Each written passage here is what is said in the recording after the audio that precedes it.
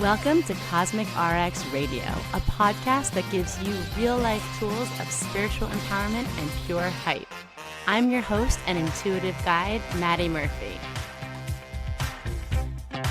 This week, the sky is giving us a little time to prep for eclipse season, and for that, we thank it. We thank the universe for being so loving and kind and generous. As always, welcome to today's episode of Cosmic RX Radio. Welcome to your eclipse season spiral. Did I say that? I mean eclipse season special.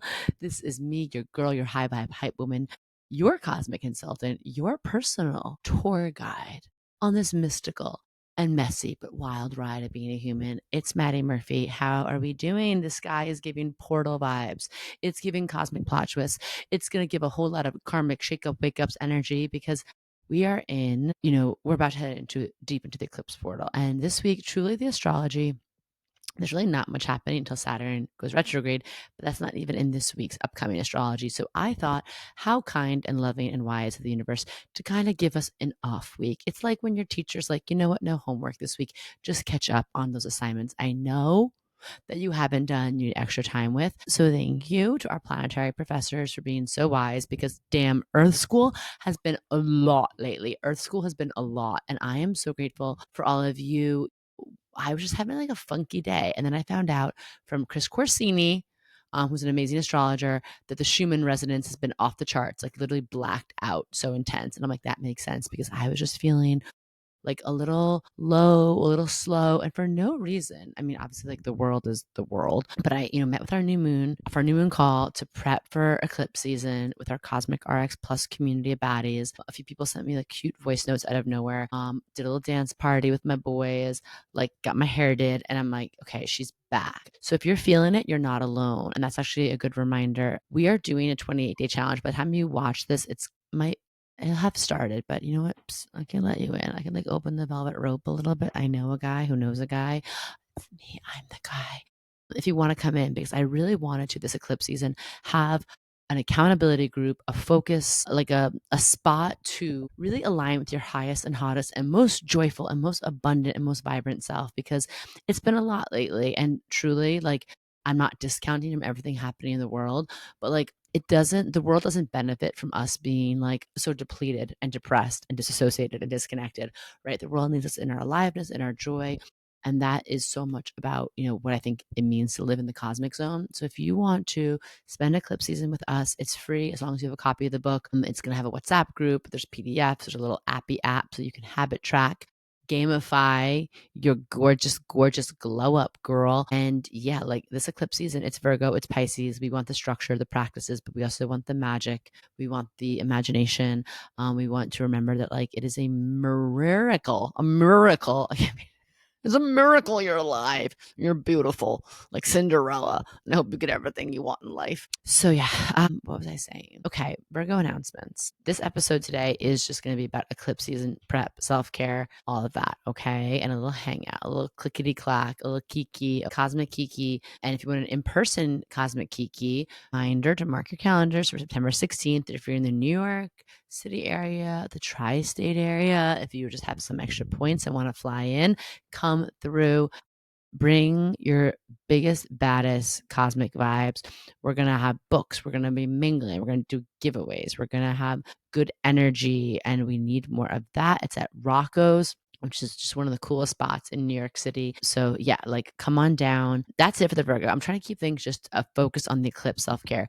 In terms of the moon report, we always need to know what's going on with the moon, right? So Monday, the day this podcast comes out, we're coming off of that Virgo new moon. So we're still in that organization station energy. We're meal prepping, we're cleansing, we're clearing, we are ritualizing our life so we can romanticize our life, okay?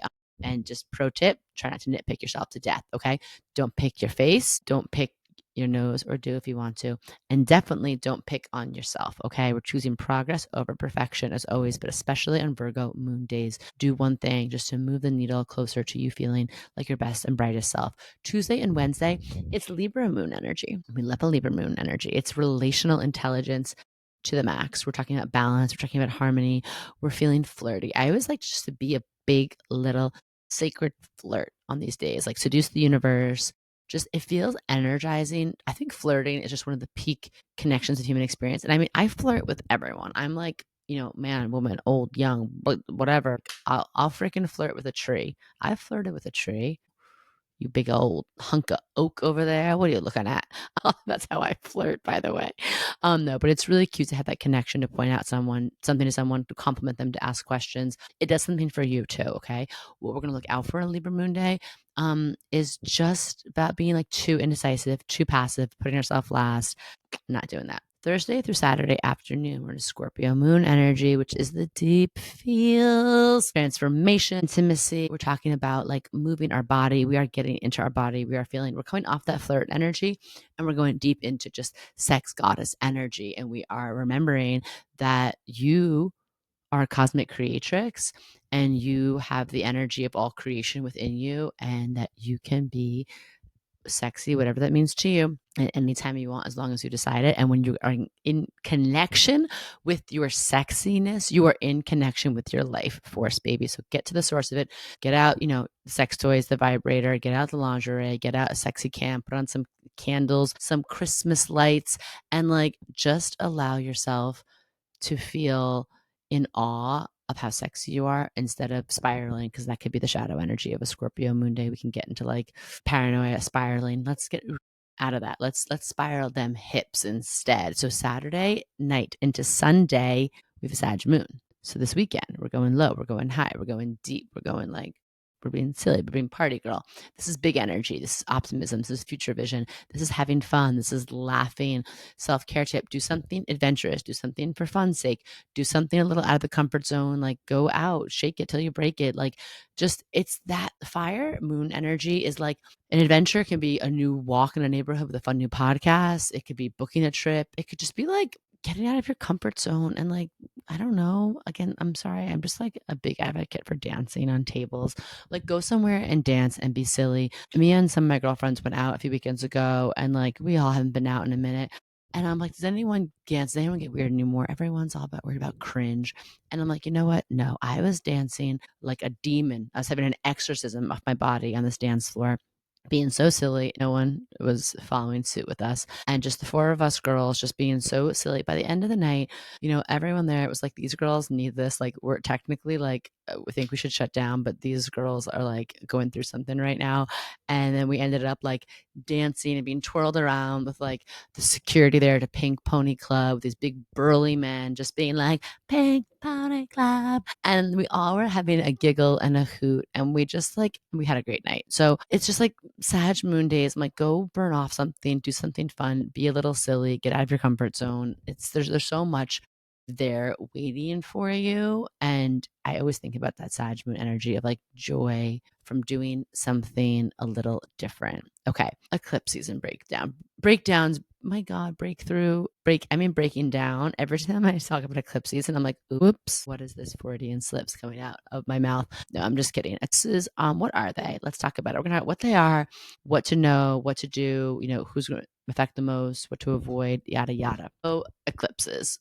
First and foremost, let's just take a deep breath, because I feel like the internet. I'm going to take a deep breath and a sip of coffee with a dragon straw. I'm just laughing. Like, I'm just laughing at how unhinged I am, but just like in my very existence, I can't describe it. I'm just so outside of my own body right now. Like, girl, what are you doing? Eclipses are like very intense portals. They have been a subject of fascination, of awe, and yes, sometimes fear, for as long as humans have been in connection with the cosmos, as long as they have gazed upon the heavens, right? And I just want to take a deep breath, because the internet, like, we love a clickbait moment. We do. And what is supposed to be awareness and preparedness has turned into like fear, has turned into like, you have to buy this course or get this reading with me, or else you're going to die during eclipse season, or something bad's going to happen to you. Or just like, I'm sorry, I think we're all learning to like sense through the bullshit. Many of us have been doing it for a while, I'm guessing. But when someone's just starting to post something or has a newsletter subject line, and you're like, this is to literally drive up my fear and my adrenaline and go into like need lack mode. So I'm not going to do that. Okay. You are like, you've everything you need within you. Eclipses are forces of nature, but so are you. So are you. Okay. You motherfucking beautiful bad bitch. So just be like, I was born for this. I was made for this. Also, eclipses, they happen twice a year and like we're good. And if we can just work with the energy instead of letting ourselves get worked over by it, which is just the difference of being conscious versus unconscious, or allowing and trusting versus like forcing and controlling, then I believe great magic can happen during them. And I've seen enough in my years of working with myself, my clients, to know that is true. Okay.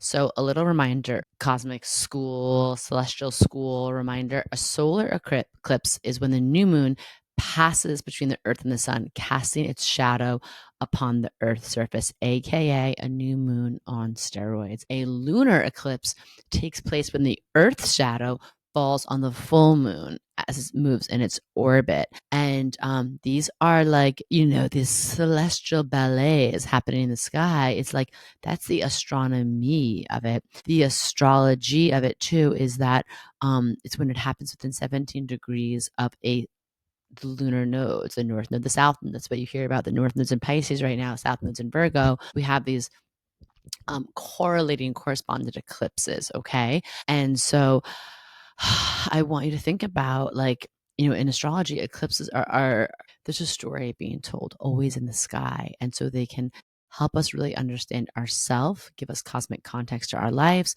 a framework of what's happening around us, but also kind of how I look at them is a way of interpreting, what the universe, what our guides want to tell us.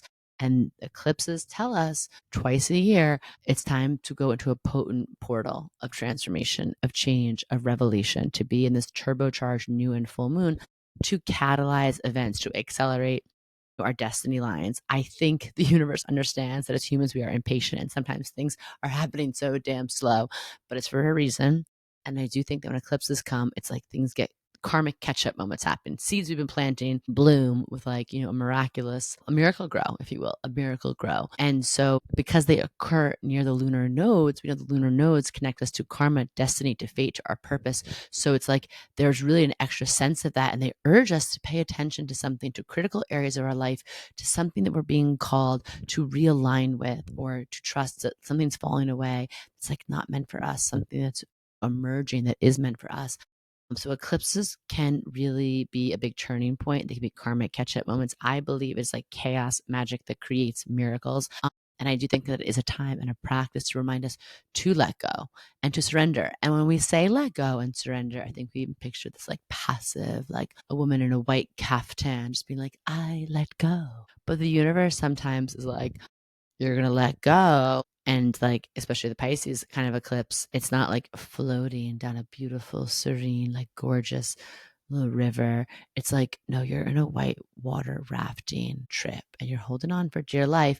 You have to let go of what the boat is doing and the water, right? Like, so there's like a holding on and anchoring into like your self-care, and the surrender doesn't feel like peaceful. It's more like I have to move around these rocks and these obstacles and just trust that I am being directed and protected and I'm being pushed in a new direction.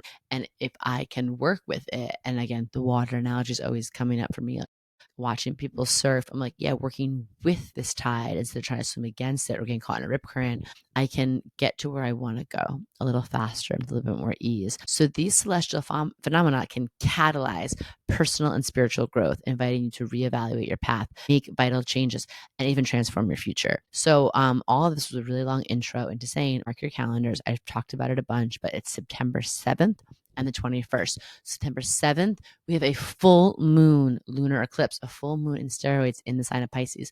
On the 21st, we have a new moon on steroids, new moon solar eclipse in Virgo. Now, one of the reasons that we recommend not manifesting during eclipses, there's a few things, but one, eclipses are erratic energy for sure. It's just a lot of energy. One teacher would say, it's like trying to charge your phone with a live voltage wire out in the streets. Like, would you do that? Probably not. Like, yes, is it all electricity? Of course, but we don't know what that means, right? I also think that eclipses, they happen in a Saros cycle. And this is from the NASA website. I was talking about this, which, normally a moon cycle, a lunation happens in 6 months. Saros cycle is 18 years. So it's like we experience things that happen in eclipses in 18-year cycles, which is great. Patterns repeat. We learn new things. We learn themes, threads connect, stories evolve. But like, I don't want to like put something in a manifestation portal and have it take a full ass like adult life, an adult, 18 years. And then the other thing I think is just why we don't manifest is what I just said. It's kind of cool just to say for, twice a year, I don't have to push forward. I don't have to work on my scripting, my manifesting, all of this. I can just relax. I can pay attention. I can tune in with myself, my guides, the universe. I can connect and I can think about what is my spiritual practice outside of just manifesting, because manifestation is a tool in the practice that shouldn't be your whole spiritual practice, right?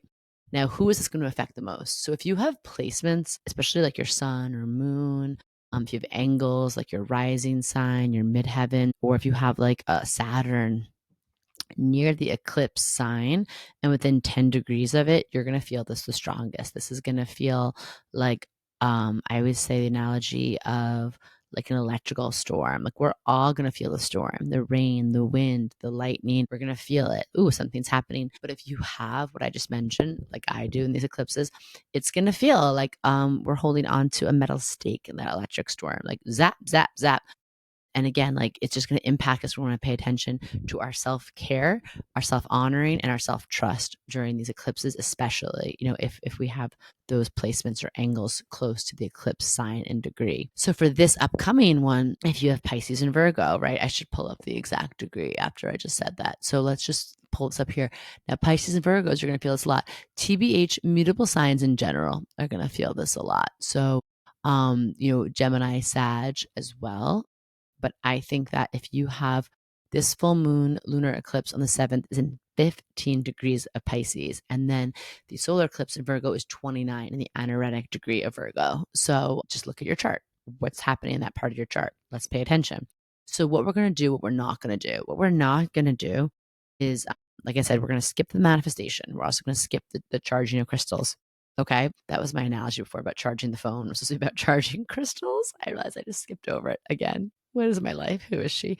Ungrounded, because eclipse energy is unpredictable. We're just not trying to thread that needle right now. We're not forcing clarity, control, outcome, answers. We're releasing. We're also just not going to make rash decisions, like if something we've never thought of before, like we've never entertained the idea of breaking up with someone, breaking up with them abruptly, or moving across the country, or accepting a job we haven't thought of.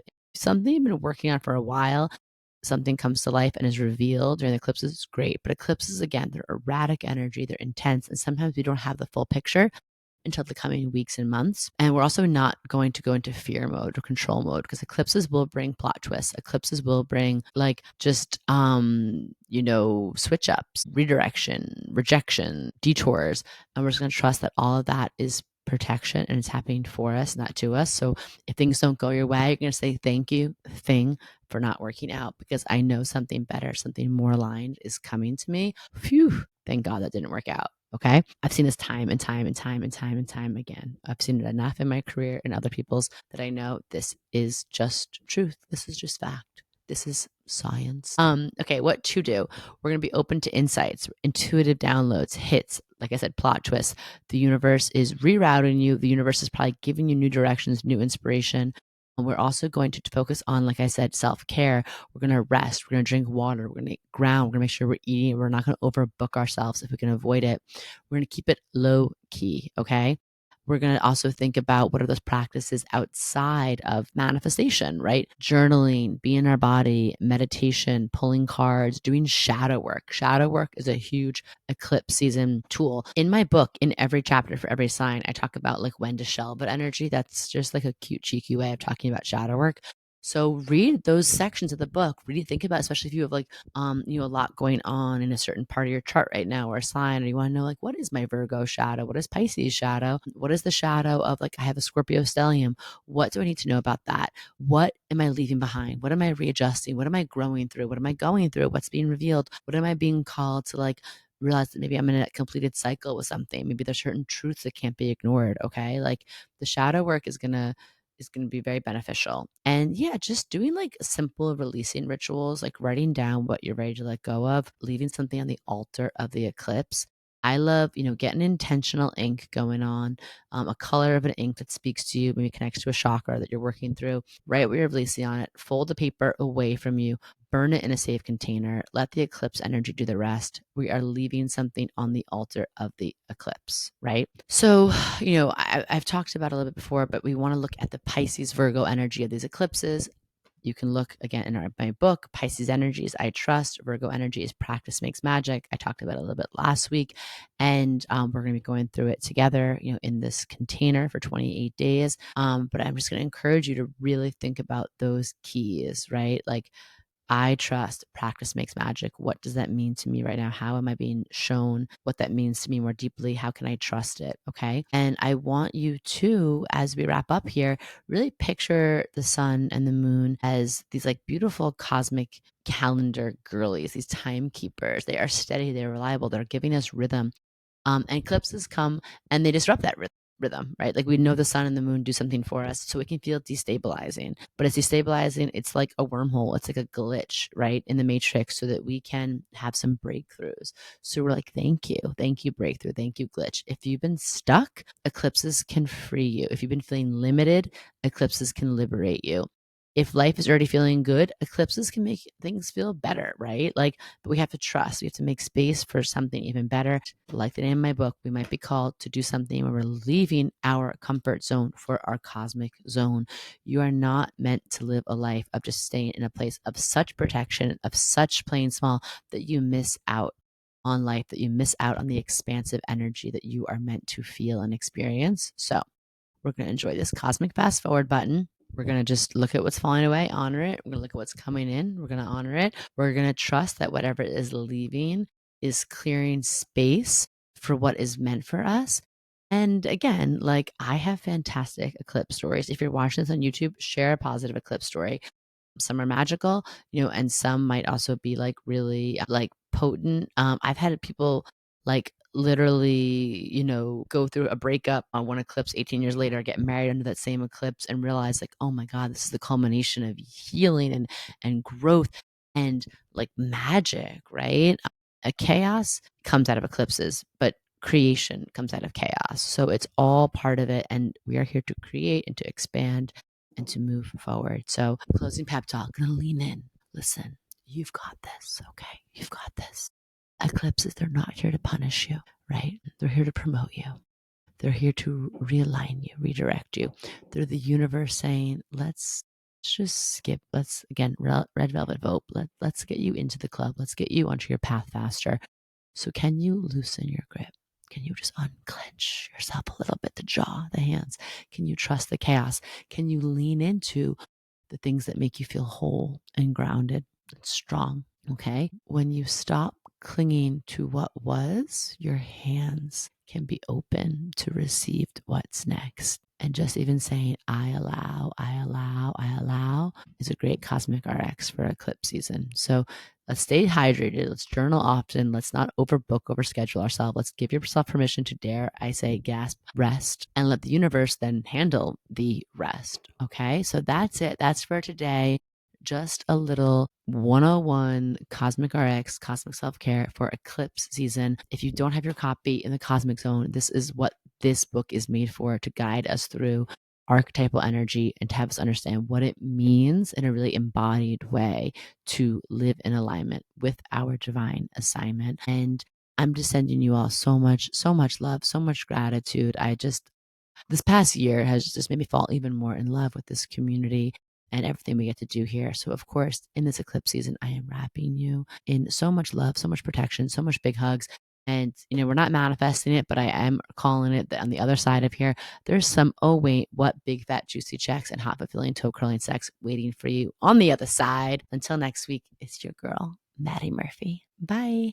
Do you love getting your Cosmic RX for the week here and want more? Make sure to sign up for our premium subscription so you can get exclusive access to bonus podcast episodes, all of my astrology info for the month ahead, and live new and full moon calls to help you manifest your dream life with an intentional international community of other cosmic baddies. Sign up through our link in show notes. Thank you so much for listening to this episode. If you want to know more about Cosmic RX, head on over to thecosmicrx.com. And if you really love this show, I'd love it if you left a rating and review on Apple Podcast or wherever you listen to podcasts. I super love hearing from you and reading your reviews. All right, you cosmic baddie, tune in next week. And until then, remember, love yourself fully, work your magic, and take no shit.